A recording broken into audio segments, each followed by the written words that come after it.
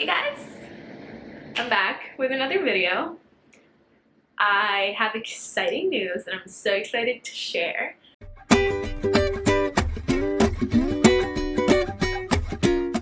You've guessed by the title, we're moving to South Korea.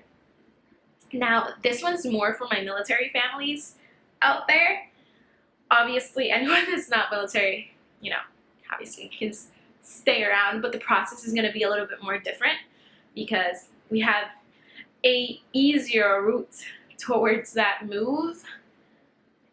So yeah, I'm sorry if that's not helpful, but let's go ahead. So basically we are PCSing from Fort Benning, Georgia to, if it doesn't change,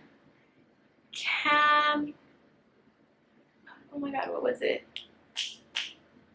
Well, I don't remember what camp it was, but it is the one in Daegu, South Korea, third largest city in South Korea, so that's exciting. We are PCSing there around February if nothing changes, because you know the Army, they just change everything when you think you have everything ready or set, and they just throw you these little curveballs. But my husband is leaving around February, and hopefully within a month or a few weeks I can just go ahead and travel with my 7-month-old, which will be like a year and a few months, and my dog. So now let's go ahead. For anyone that doesn't know what PCS means, it means permanent change of station, if I'm not mistaken. Yeah, that's what it's called.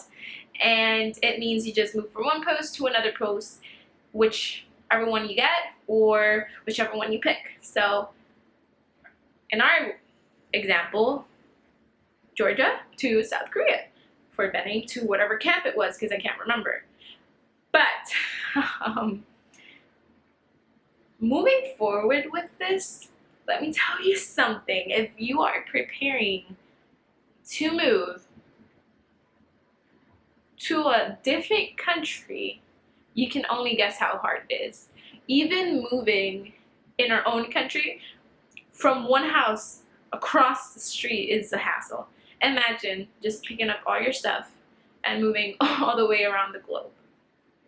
So I'm gonna go ahead and explain what I've done so far, what I've been allowed to do, depending on my current circumstances, which are a little more complicated, and go on from there. I'm actually gonna go ahead and document my process. Like I said, everyone's process is different. Mine's a little complicated, and I'll explain why in a moment.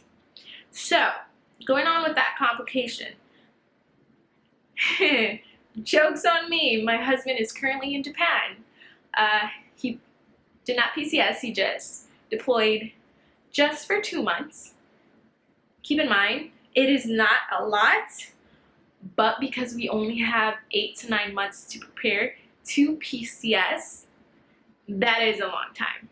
That's 2 months that we don't get to do anything that we are required to do to be able to successfully move without any complications, without any problem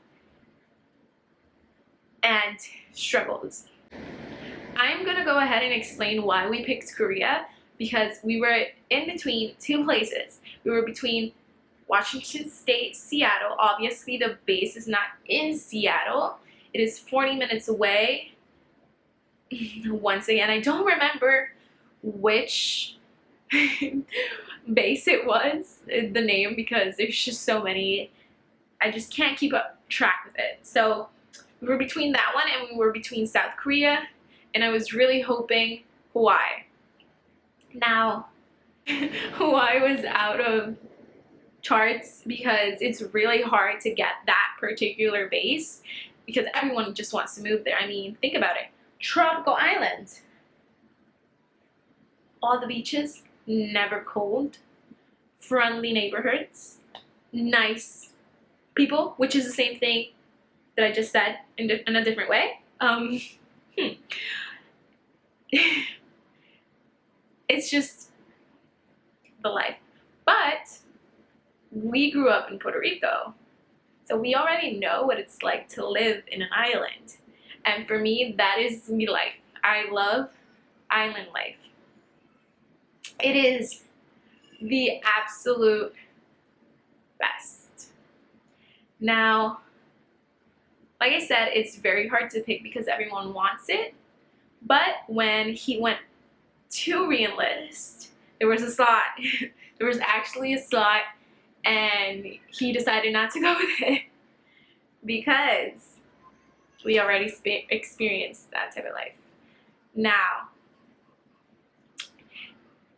like I said, Seattle, Korea, Hawaii. We obviously went with Korea.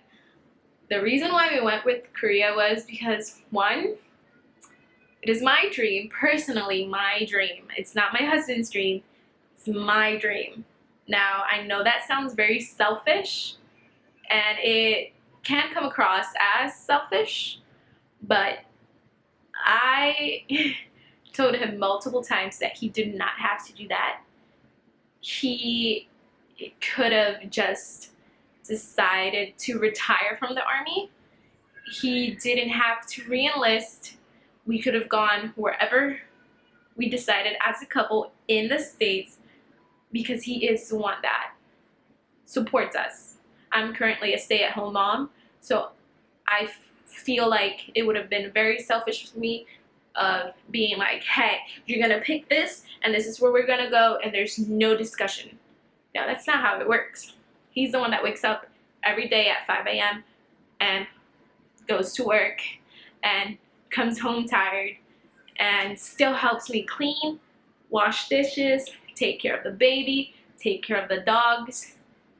And I felt it would have been selfish. But him being the wonderful man he is, he picked my dream because he said it would have been easier for us to move inside of the States once he was done, and we could go to wherever he wants to go rather than moving overseas and having everything paid for us, you know?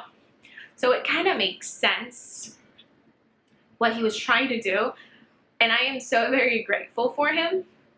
So yeah, it's my dream. I love K-drama, I love K-pop. I'm all about that world. So he picked Korea, and I remember when he told me, I started bawling my eyes out because one of the things that I've always wanted to see are the cherry blossoms. I know, the cherry blossoms, but yeah, that's the reason why he picked Korea. Now, let's move into the most complicated things. Household goods. You see this beautiful set of sofa, living room set, whatever. We just bought it. We bought it in February because in February we had made the choice that we were going to go to Seattle. And even though I loved the idea of Korea, we were trying to be more practical in the sense of, do we want to live in Korea, or at least me, am I obsessed with the idea of living in Korea? Because, you know, they have their own rules, they have their own culture, and it could present lots of struggles. But we just went for it. And now we have no idea what we're going to do with our stuff because we haven't had the Levi briefing at all because he's in Japan. So here's the thing, once your partner or you, obviously if it's you, you know what to do, but once your partner re-enlists, signs, they have to wait for the orders. They have to swear in and wait for their orders, and then you can move on forward and you can basically sign up for the Levi briefing. And that briefing, they tell you what's going to happen with your household goods, what's going to happen with your cars, what's going to happen with your visas, what's going to happen with your pets, what's going to happen with everything. But we haven't had the chance to do that because, once again, he is in Japan. So what we're going to do is what we did was I went ahead and started things that I had control over. The first thing we did, we started with my daughter's passport. That is the one thing that I could have done with time, and the process is long, especially now with COVID and the whole pandemic and the whole situation that we're living in, was prioritize her passport. I went ahead, I went to the postal office, I got her document, not her document, but the document to fill out to get the passport. And I went home, I filled it out, I got her photos, which were $14.99 plus tax, roughly around $16. I got her a money order, which was $80, and then I had to pay a fee, in-service fee, in-person fee, of $30-something. Now, here's a little trick that I learned. When I went to the post office, you know that you can get your passports there. But when it's a child, especially, you know, such a young child, both parents have to be there, and we have to take our IDs and her birth certificate, and, you know, she's our child. We decided not to go with the post office. I searched online what I could do, like in-person, you know, applications, because obviously due to it being a minor, you have to go in person. We found that the probate court here in Columbus, Georgia is, you can go and get your passports there for minors. We went there. I first called, made an appointment, got it in 2 days. So I did everything in less than 2 days and went into our appointment. In less than 6 minutes, we were out of there. We were done. No one was in line because we obviously made an appointment. We got it all done and it was sent. No struggle whatsoever. So that's a good idea if you live in Georgia, or at least in Columbus, Georgia. You can go to the probate court down in downtown. So now that that's all over with, let's talk about pets. My pets. So currently I have 3 pets. I have a cat, I have a dog, and then I have another dog. I could have just said 2 dogs, but whatever. The cat is called Nugget. The girl is called Celeste, which she's a dog. And then Onyx is the senior dog. Now, we had to make the tough decision of if we were gonna take all our pets, or if we were gonna give our pets, if we were gonna shelter our pets. Now, the first thing that was out of the box was shelter. I would never shelter my animals. No, not happening. Not in my lifetime, not in my next lifetime, or the next one. So what we did was we decided we're taking 1 pet, and then 2 of the pets are gonna have temporary homes, which will give them so much love. Let's start with the senior pet. My senior dog is gonna go ahead and go with my grandma and my parents. I know they're gonna spoil him rotten, and he's gonna have so much fun back in Puerto Rico. Now my cat is the most dog domesticated cat. Does that make sense? My cat is more like a dog than a cat. He is so sweet. He does not attack people. He is just a dog in a body of a cat. And what we decided was that he is gonna go live with my friend Kayla, which is a cat lover. And I 100% know that she is going to spoil and take care of him. So he's gonna go ahead and go to North Dakota. And I'm gonna go ahead and travel and, you know, take them to her. Well, take him to her, and, you know, he's gonna have a blast. Now, the pet that's going with us is Celeste. Celeste is our youngest dog. She is a girl. She is a very anxious dog. And you might think, why would I subject my more anxious dog to a 18-hour flight? Is because she is the youngest one.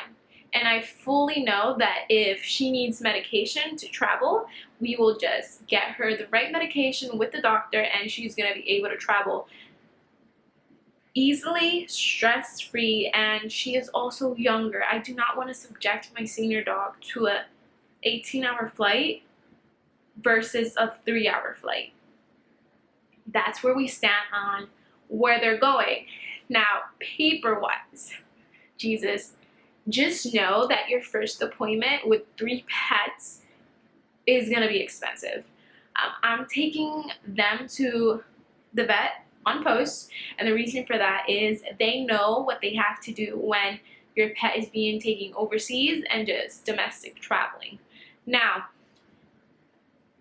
my pets are under a kind of a special circumstance because when the pandemic hit, that is when I got my last 2 pets, which was the girl and the cat.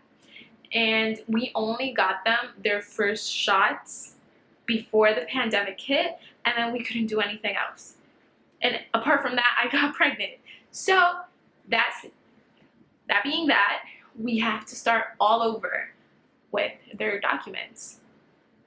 So yes, they have to get shot again, and we have to start from 0. Just everyone's first appointment is going to be roughly around $300. For Celeste, which is the one that you're here for, the overseas one, she has to get a few things done. I have it on my phone. I'm going to go ahead and read them fast. But she has to get the rabies vaccines and tests. She has to get the microchip and the health certificate. Now, I'm going to go in another video more in depth with the pets, but those are the most important things that you have to do. And then with the other pets, you just get them their regular vaccines. Other than that, what is next? We don't know. I have to wait for my husband to get back from Japan and go on from there. I'm actually stuck. And all I can do is read all this information online and get insanely stressed about moving and not being able to start anything. I can't even start packing because they have to do inventory, and we haven't even gotten that far. But anyways, guys, I hope this video is a little insight as a military family PCSing overseas, and I hope that I can come up with another video being more specific about how this move is going to go and how the briefing is working, or how it works, or what is going to happen next. I'm going to go ahead and record my experience. You guys are going to go with me along the way, and you're going to see the havoc and the stress and probably the tears. But yeah, thank you guys. Thank you for watching, and see you in my next video.